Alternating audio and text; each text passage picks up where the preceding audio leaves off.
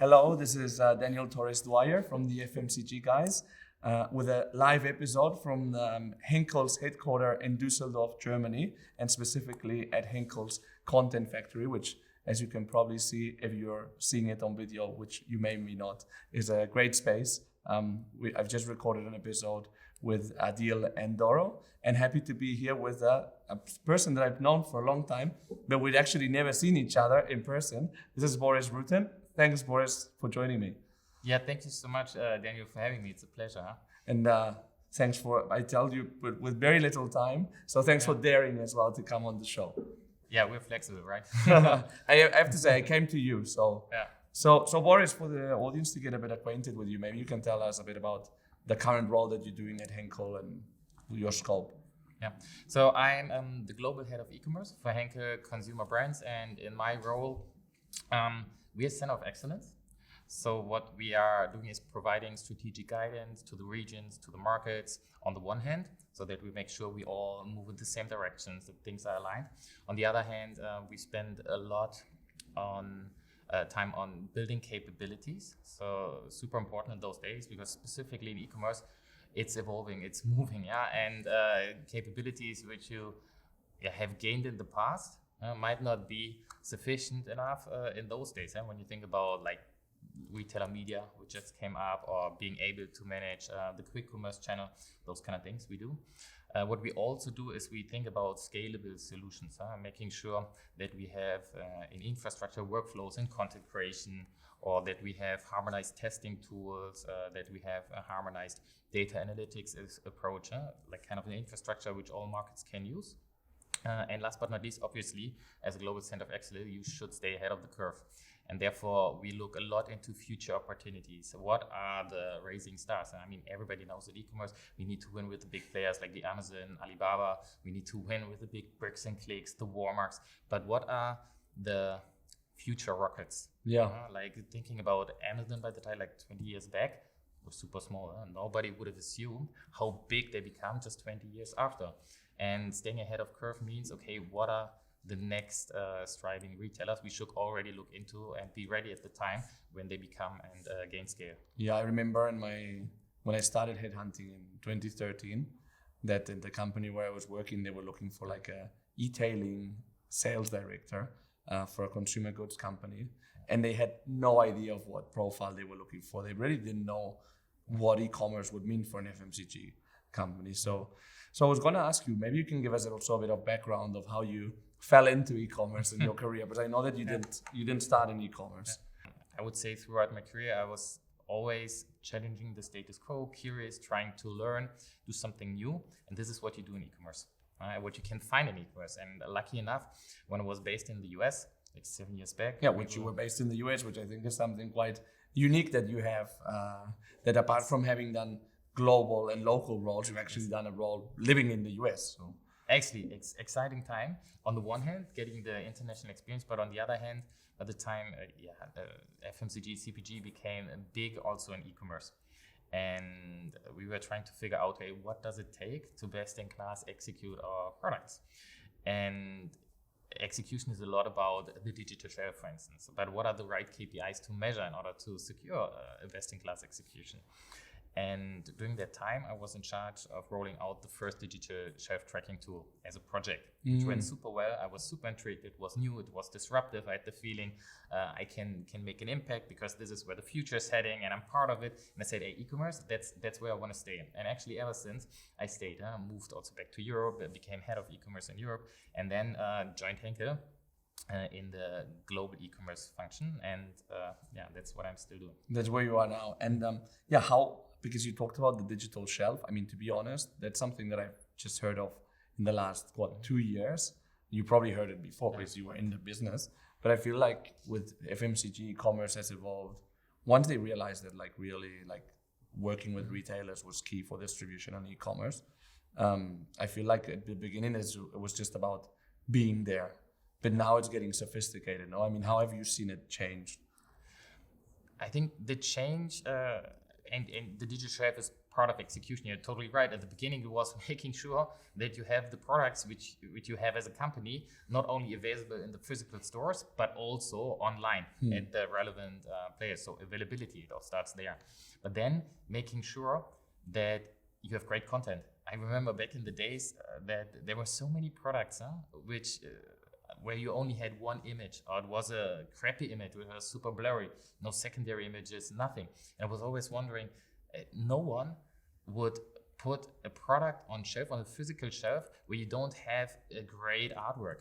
But online, for a long time, companies didn't care so much about it because it was small. But in those days, if you're talking about evolution, it became much better, much more sophisticated, much more demanding. So the content out there is great. And then, so the product's there, the content is good. So you have products which convert. But then the stack after is about driving sales. And you do this, you secure visibility. And this is where the retailer media kind of revolution kicks in. We all heard about it, how big it became, like this $1 trillion business now. Retailers investing a lot in it. And that's actually a new capability, which is one level above, making sure you leverage the retailer media to secure the visibility of your products and drive your sales. Yeah. What did you, if you were to take a fixed picture of the situation right now of FMCG e-commerce, how would you define it? I know we're seeing many speeds as well of development, especially being at a global level. I think it's super hard to take a picture because for me it's constantly evolving, going left and right, and then it would be a blurry one. It is a blurry one because this is what I like so much about e-commerce. There's so much which changes, which you don't predict, you don't expect. You just have to then, adopt to a new situation. Like to give you an example, in the past when we thought about content, we always had the Amazon content in mind, where you have your primary image, your secondary images, you know how to do your SEO, you have your rich content. But then all of a sudden you start managing e-grocery or even the quick commerce player. And then content plays a different role. You have one image. There's not this other. So therefore, you have to adapt to the different channels, the different dynamics and requirements in the market, but also with the different customers. And talking about channels, like how do you manage that complexity of, like, you have Amazon, which is obviously always there, but in a lot of markets, take France, for example, with a drive channel, which is driven by groceries, is super important, for example. Yeah, well, that's a very good question, because this is something we had to learn.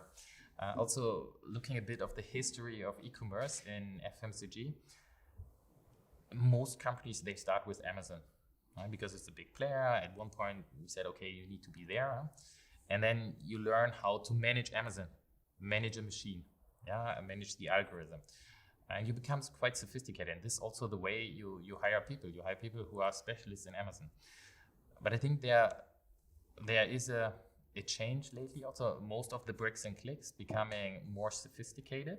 So you also need the capability to be successful over there. And I think a second good point you are mentioning, so Amazon is not present in all the markets. There are markets where Amazon is not even there. There you have other players, which are quite important. And coming back to the different markets, what you're saying, yes, there are different maturity levels. And that's the interesting but also complicated part. There's no one fits all. Yeah. So in market, you were mentioning France or also UK, you already have a very high penetration. Retailers are doubling in. When you have conversations how to further evolve their e-commerce business, you're much more sophisticated. You start into looking what is an even better shopping experience. How can we adjust the navigation on certain categories and those kind of things? While in markets where the maturity is less, you have like 3 or 4% share of online sales. You need to go back to fixing the fundamentals, making sure the product is there, and making sure you have good content. And probably they're less of a priority as well, because they give less return on investment in some way. And that's interesting because yes and no. On the one hand, the more mature markets you need to manage because they have scale already. They have quite a big proportion in your P&L. On the other hand, the less mature markets are also a great opportunity because where will we grow? Probably in the less mature markets. And second, we can take all the learnings we gained in the mature markets and apply them to the newer markets to set them up for profitable growth. And even if it's like a marginal percentage, to be leading that high growth space is still strategic, I imagine. Yes. And obviously with the growing digital presence of the digital channel in terms of commercial, it's meant that these digital teams that have to be created, digital account management, digital brand management, digital category management. But they're also talking about democratization of digital within the organizations, which means that more and more departments are getting involved. They need that type of digital capabilities, supply chain, probably even finance and stuff like that. Well, how are you seeing that? Also since you started, how are you seeing organizations evolving to that? Is it more organizations having to be more digital, or digital having to be more business? Also another very good question. I think also there you see an evolution, because in the beginning, the organization did not, specifically in FMCG, did not care so much about e-commerce.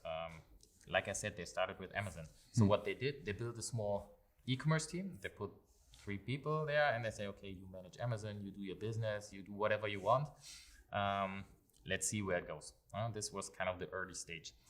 But then e-commerce in those, I would say, let's talk about digital influenced sales a little more, because it's not just a small e-commerce team who can make a company successful thinking omni-channel, because also the shoppers, there's no such shopper shopping online anymore. They shop online, offline. So you need to have a much more holistic approach. And this changes also the requirements to the people managing the business. Because in the past, maybe it was enough if you have a small e-commerce team managing Amazon. But today, you need to manage much more. You need to manage all your bricks and clicks. You need to manage the new kind of pure players, the quick commerce delivery platforms. You also need certain skills. I was mentioning the retailer media. So what does it mean for an organization? It's not an e-commerce team who can do it all. You need to make sure. So first of all, you can create a super big e-commerce team, putting all those people in there, someone managing media, but then you're kind of creating an organization within the organization. Which has happened in some FMCGs with mixed results. Exactly, with mixed results. But I think overall... Mixed is a euphemism of saying that the results were not great. Totally agree, because at some point you need to kind of integrate it to the organization, making sure that, yes, the media team does not only manage the national media, but also the retailer media, also people in brand management, in marketing.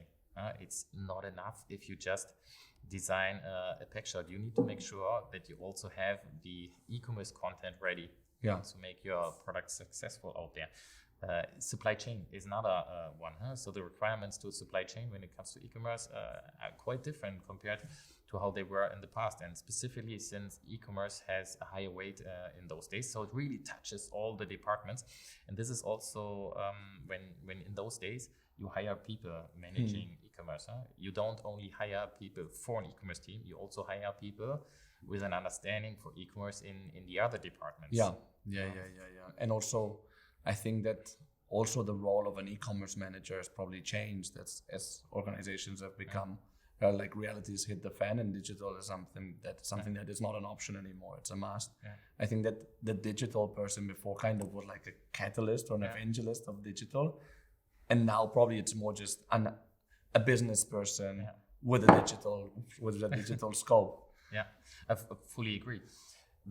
So what you see in most organizations, you will always probably have a center of excellence in e-commerce, where you make sure that strategy is in place, you're ahead of the curve, that you adjust to changing trends. And those people, so it's not enough if you're a specialist in managing a pure play business. It's much more holistic. You need also to have a good understanding for key account management, because you need to understand what are the pain points, what are the needs, how does a key account manager need to manage the omni-channel business. Not only the offline part. Same is for marketing. So what are the requirements to the future brand managers? And therefore, ideally you have people who gain some experience in different departments, but also experience in e-commerce, because then they can connect much better the dots. Yeah, and that's a bit the problem. I think that you are a bit of an exception in the way that you've done other things than digital in the past. But a lot of people that have been doing e-commerce for big FMCG organizations had been really specialists that were very good at digital and e-commerce, but could later not be promoted into like mainstream roles because they just didn't have that experience. Do you think that is changing? First of all, I would agree. It is a challenge. If you've always worked in e-commerce and you don't have the, let's say, experience in any of the other departments, so what's next? There's an end to it. Huh? So the moment that you reach a certain level. Reach a certain level, and it's more managing an entire business, and e-commerce is just part of it. So for the future, I believe, also thinking about career paths, I think the brand managers, the key account managers, the future sales directors, general managers, in many companies are moving the people or shaping career paths from sales into marketing. Maybe you get a bit of finance experience in order to become a successful marketing director, sales director, general manager. What changes is in early stages also gaining this e-commerce experience, not only e-commerce, but also e-commerce experience. And then you have a very round profile, which sets you up for success in the future. Yeah, and that's good for the person and for the organization. I think that a bit of an issue, if you like, is that people that go into e-commerce really like e-commerce and they really enjoy the pace and how many things you can do. I mean, you're probably a good example of that. What about retail media? So that's something that's like really like made an impact. I think that it made a big impact in the US, maybe like a bit more than 2 years ago. And this has been the year or the last half year here in Europe. It's been really like the conversation. Well, how do you perceive retail media? Because what is retail media? Is it really like just the ads on a retailer's website? I think it differs also from account to account. I think from a retail perspective, and Amazon also started a bit in that area. They understood, well, this is an area where I can make extra money to become more profitable. And this is something we can see a lot of retailers are trying to replicate, because they say, well, we can sell some banners, we can do paid search, and this delivers extra money, which is on the one hand, also a bit of a risk, because the investment into e-commerce for any company, for the products, are increasing. So you also need to manage the profitability. On the other hand, it also helps you to drive the sales. So it's a bit of the balance. Coming to the point, it helps you to drive the sales. And this is where you need to understand the return on investment, what are the right placements for my category. And I think there we still have quite a journey ahead of us, because so far it is quite difficult, depending on the platform, to understand, okay, what's the return on my investment? We know we need to do it in order to be visible. But what's really the best way of doing it? But it's also can be seen like retail media not only as a way to bring people to a purchase, but it's also as a brand building exercise, no?